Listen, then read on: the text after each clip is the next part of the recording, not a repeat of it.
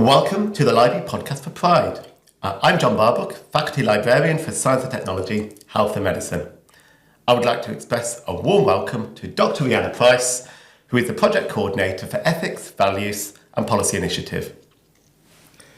We're here to talk about resources and databases that are useful for LGBTQ+ searching in the library. And also hear from Rianna about her very interesting research and how she uses resources in her research. A short warning in advance, part of what we'll discuss in this podcast is the impact that discriminatory terminology and outdated language might have on research. So we may use less acceptable and even discriminatory words as part of our discussion. So the warning out of the way, let's just dive right in and talk to Rianna, whose focus is on research in the queer medicalisation in India. Thank you, John, and thank you so much for having me on this. I'm very looking forward to talking to you about my research. So just to kind of pick up on my topic, queer medicalisation, first of all, queer as a term can be viewed by some, especially in older generations, as a derogatory term, right? And there are three reasons that I use queer in my research. First of all, it's elasticity as a term. So the reason that we use queer is because it's very expansive and it covers experiences from everybody in the LGBTQ+ community, right? So you can think about it in a more nuanced way if you think about queerness rather than trying to categorise people exactly into L or B or G or whatever. And second of all, the other reason I use queer as a term is because it's very enshrined in academic discourse. It's one of those things where for the last 20, 30 years, academics have been thinking about querying, however you want to talk about it, heteronormative ideals, to think about them in more depth and to think about them from different perspectives. And last but not least, the other reason I use queer is because as a term it has been reclaimed by the community, and I know that especially the younger generations use it as a more general term to kind of describe their experience. So just getting that out of the way, because I always have to do this for my research, but queer is what I will be using throughout the podcast. So apologies if you find that offensive, but that's kind of how we use it. My research is about the medicalisation of queerness, which is thinking about how psychiatric practitioners would think of queerness as a medical disorder in India. And the reason that this is very interesting and very relevant to the kind of new library resources is because what I'm dealing with is a marginalised community within the Global South, which means that for my PhD, which I started in 2019, I had issues accessing resources for my particular project, not helped by COVID in 2020, meaning I couldn't get out to India.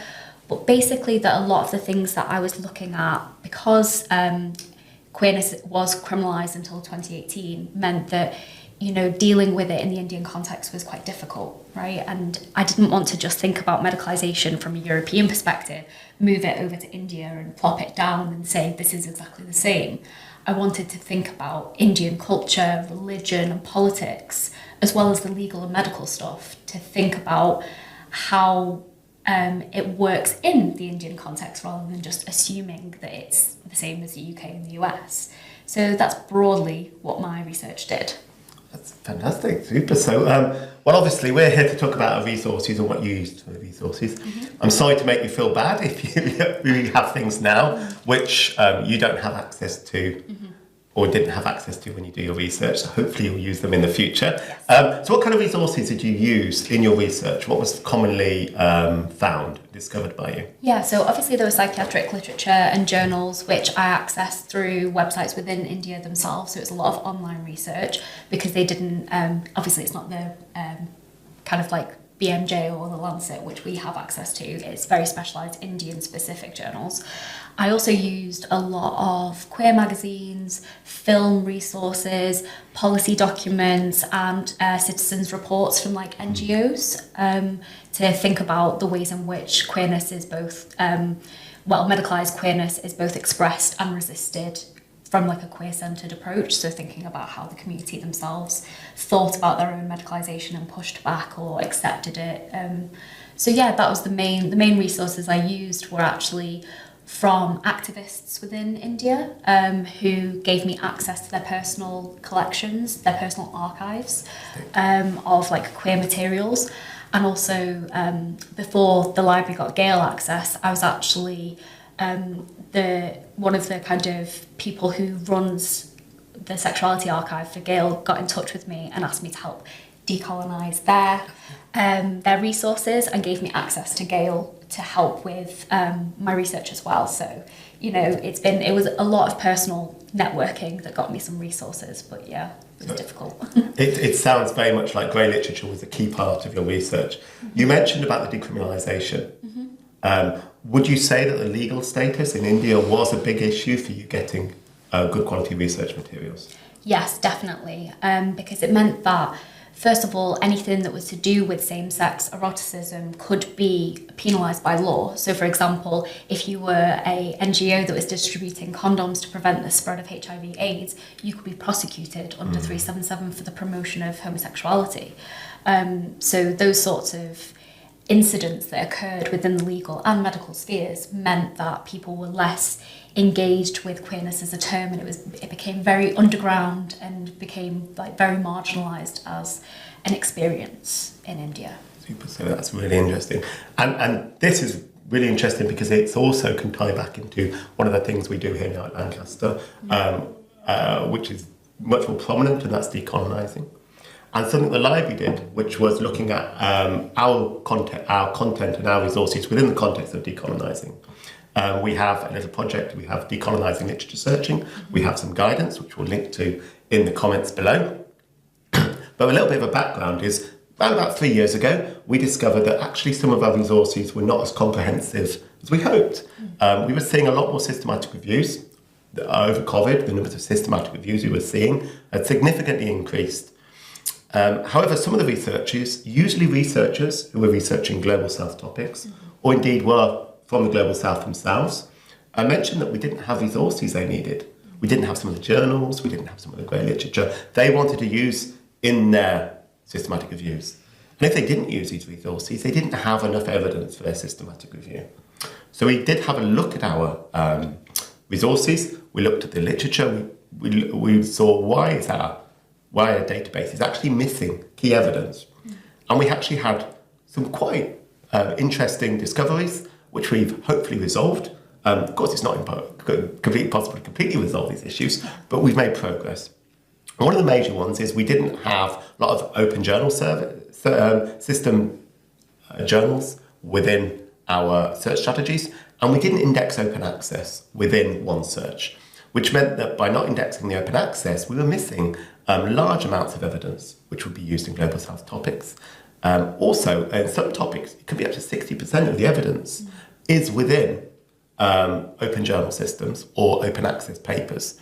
So we can actually miss a lot of evidence. That was a relatively quick fix. So we have guidance and we encourage people to search through OGS databases as well as the open access within one search. This is great as well because it's what we would call decolonising by default.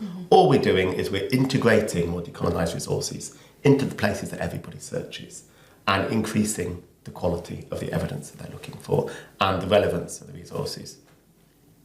However, one of the other things a bit more tricky was the grey literature. A lot of the evidence we discovered that people wanted to use was in grey literature. It can be a bit of a barrier to publish in major journals for researchers from the Global South. Like you mentioned about criminality of certain topics, that could be an issue. Also, it's unlikely to be funded. Probably if it was even recently decriminalised, it's less likely maybe to find some funding to actually publish in journal articles. So therefore, it would be more likely to be published within the grey literature. And for this, we actually purchased two databases, Overton.io, Policy Comments. We've had those for a while now. They're fantastic because they contain grey literature, they contain NGO information, policy and guidance. Some of them quite localised evidence as well from certain groups, but some of them much more broader. And so you can find a lot of complementary evidence you might find quite useful for those. Would that have been something you would have found quite useful? Yes, definitely. I mean, a lot of the policy documentation that I used for my research was both national and more local. So there were kind of these big national, well, even international. So I used a lot of stuff from the World Health Organization because they have their own statistics and diagnostics manual called the International Classification of Diseases. So a lot of the policy documentation that went into that, which removed homosexuality in 1991, I believe, So I used that, but I also used local hospital-based policy documentation, education policy that was used in university settings to educate people from the medical profession, but also, like you were saying, NGOs. One of the key resources that I used was a report called Less Than Gay, a citizen's report on the status of homosexuality in India, and that kind of contained medical, legal, cultural and religious policy recommendations almost that were there to kind of like push forward for the human rights to be applied to people with queerness and to decriminalise it within India. That's really good. And hopefully that would be a policy which we would now index within one search. It would show up in a search. We'd also be encouraging people to search these additional grey literature databases. And the aim would be, I like to use the word decolonising by default. So in reality, these resources are just included within a normal search strategy. Undergrads will be searching them through our one search database, and then they'll be using them in search strategies when they become postgrads, and then just keep on going until our academics are all using these decolonising resources, and we'll feel the loss of them when they are not there. Yes. Therefore, the research process is much more decolonised in nature. I think that's really important.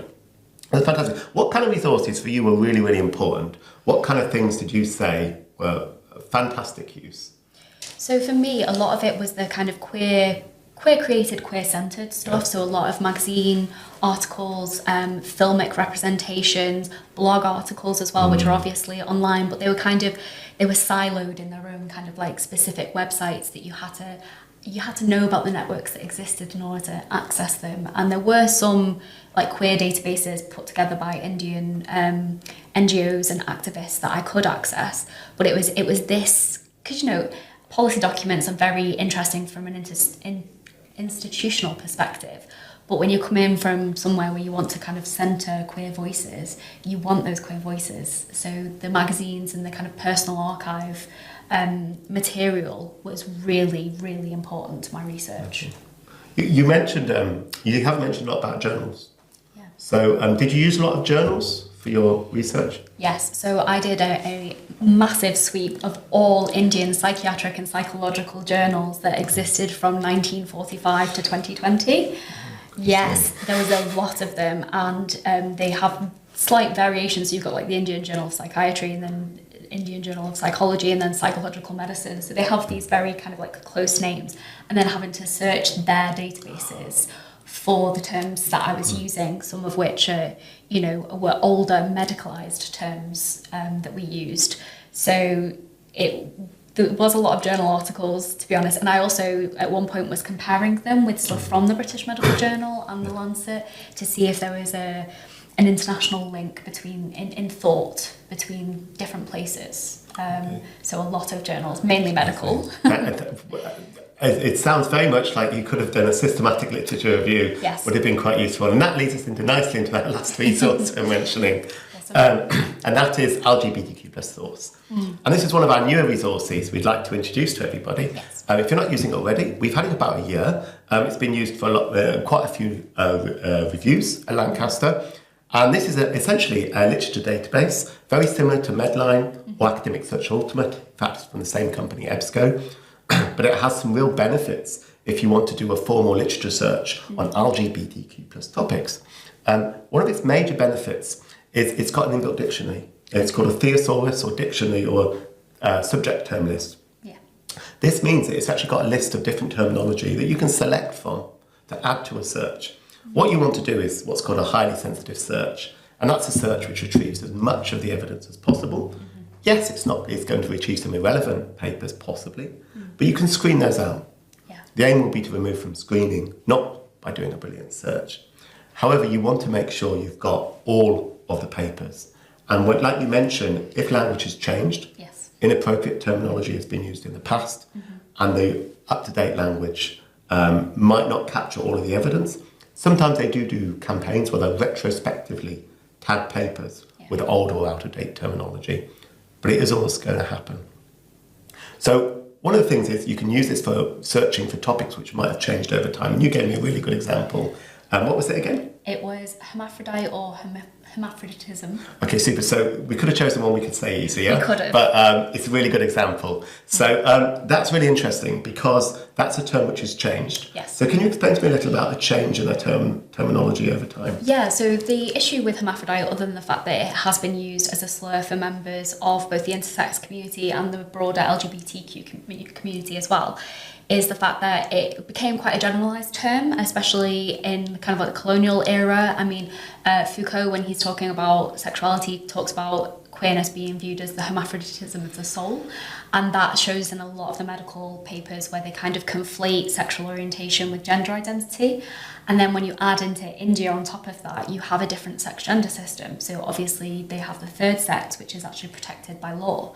And there's kind of like members of the Hijra community that are third gender, which would not consider themselves to be intersex, but some of them are. So terms like hermaphrodite become very loaded because they become generalised to the point where you're not actually sure what category, and I use that with scare quotes, of people that you're dealing with. So it flattens out the experience and becomes really problematic as a term when you're thinking about histories of sexuality and orientation. Yes, and that's really interesting as well when you bring it into context of a literature search, there's differences in people able to perceive the concept. Yes. It's written differently, it's researched differently. Yes. So if you're just searching, for instance, one term, hermaphrodism, you might miss a lot of the other evidence. Yes. And the aim would be to do a search which searches all of the different words automatically, even ones you don't necessarily know, and bring them into your search and screen them out.